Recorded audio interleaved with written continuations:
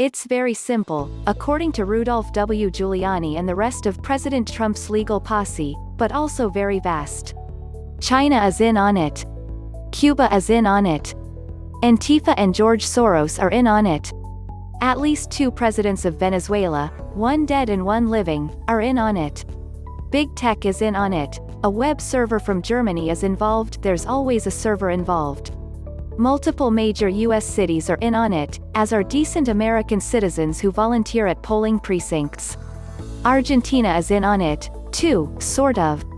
Chicago Mayor Richard Daley was in on it back in 1960, when, according to an unproved conspiracy theory, he stole the presidency for John F. Kennedy, thereby launching an ongoing pattern of corrupt cities stuffing or scrapping ballots.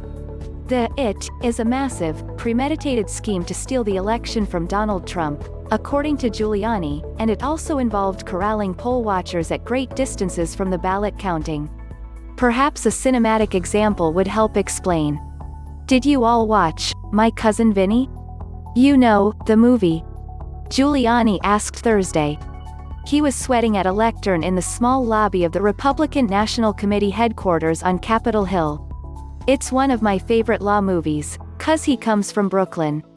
About 100 journalists and hangers-on had crammed into this potential coronavirus incubator for a news conference on the perverse legal strategy of President Donald J. Trump's failed re-election campaign, which Giuliani is trying to hustle toward a twist ending.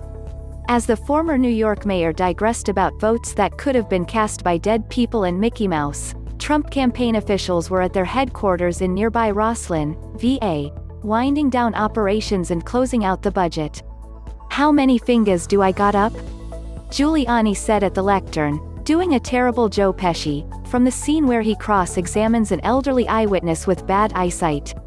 Giuliani was trying to analogize the claims of Republican poll watchers, who say they were too far away from ballot counting to adequately observe it.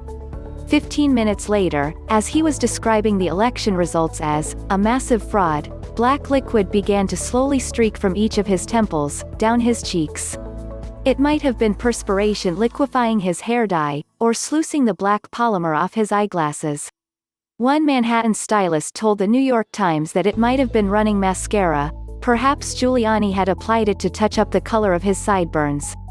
One Trump campaign advisor texted a Washington Post journalist as the black streaks inched toward Rudy's jowls, "Is he deteriorating in real time? If Rudy is deteriorating, then so is anyone who listens to him."